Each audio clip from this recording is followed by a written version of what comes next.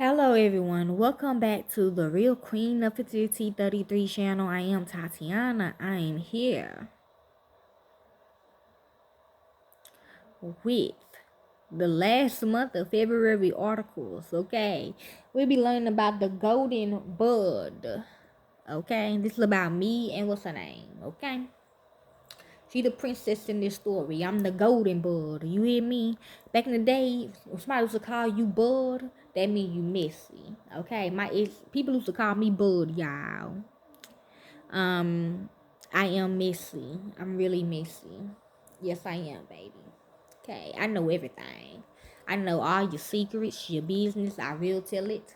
Okay, I will tell what's going on out here in the world. Okay, that's why they call me the golden bud. Okay. Period. Don't be.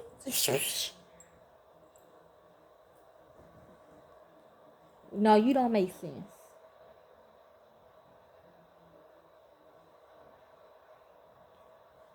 Okay.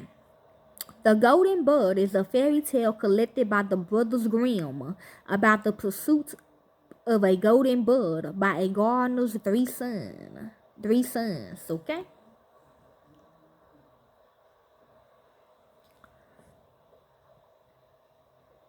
The prince takes the princess, the horse, and the golden bud in a cage. The fox sit beside. In a classification in the Arnold Thompson Uther Index as type ATU 550, Bud, Horse, and Princess, a folktale type that involves a supernatural helper, animal as helper. Other tales of this type include the Bud Grip, the Greek princess, and the young gardener. Tushvich Ivan, the Firebird, and the Grey Wolf. How Iron Dietrich got the Blue Falcon and the Nuna, Eater of People. Okay, the origin.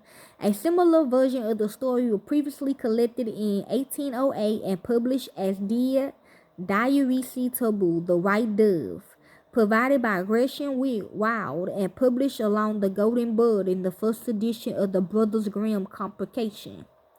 In the original tale, the youngest son of the king is known as Dumpling, a typical name for naive or foolish characters in German fairy tales.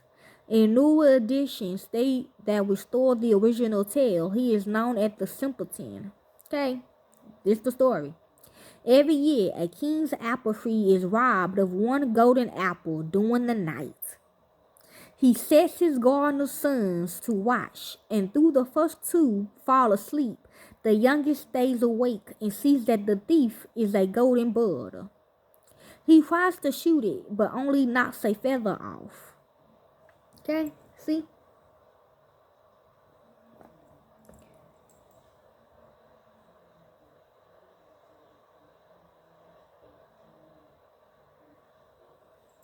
The feather is so valuable that the king decides he must have the bird.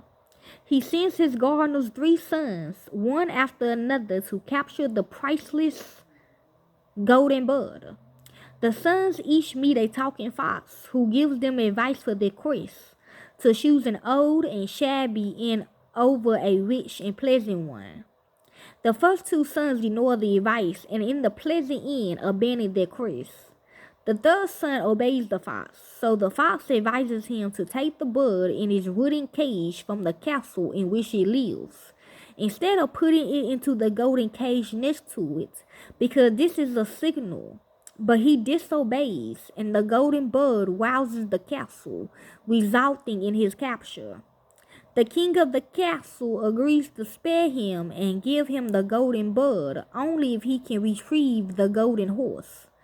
The fox advises him to lose a dark gray leather saddle rather than a golden one, which is a signal again.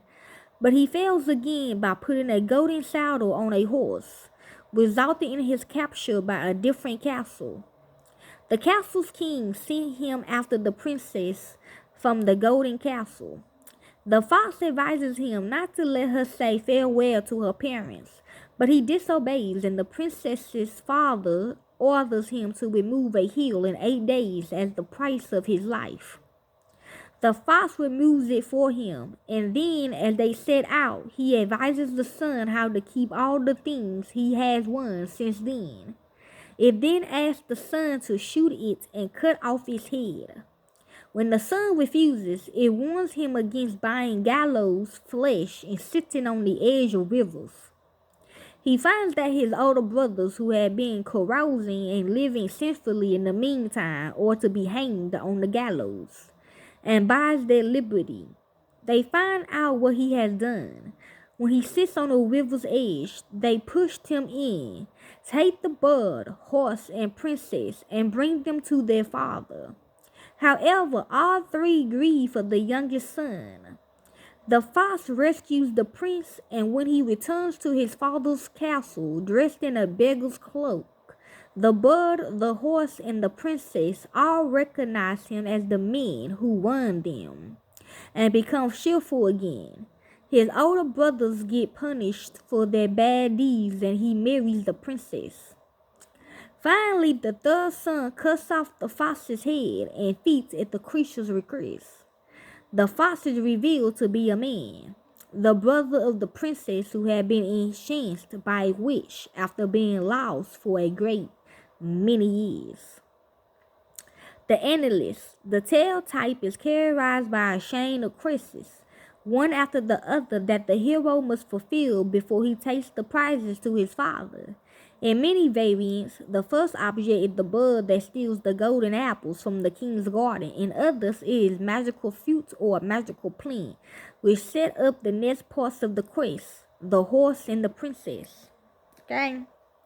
The animal helper. The helper of the hero differs between versions, usually a fox or a wolf in most versions. But very rarely there is another type of animal, like a lion, a bear, or a hare. That's a bunny. In some variants, is a grateful deed who helps the hero as return for a good deed of the patroness. Okay. The bird as the object of the quest. Obviously. The horse as the object of the quest. The princess as the object of the quest. Okay. Other interpretations, a mythological interpretation of the tale type suggests an appropriacy of the golden bird with a peacock, a bird with actual and solar symbolism in world cultures. Likewise, the hero of the tale also rides a golden horse and rescues a beautiful maiden, which can be equated to Venus, the morning star, or according to Lieutenant scholarship, a Belitic counterpart, Asurine. Historical linguists vocabulary argues for parallels of certain motifs. The night watch of the heroes, the golden apple, the avian thief to astronaut sagas, and the Greek myth of the garden of the Hesperides. Okay? And that is basically the story of the golden bird. Enjoy.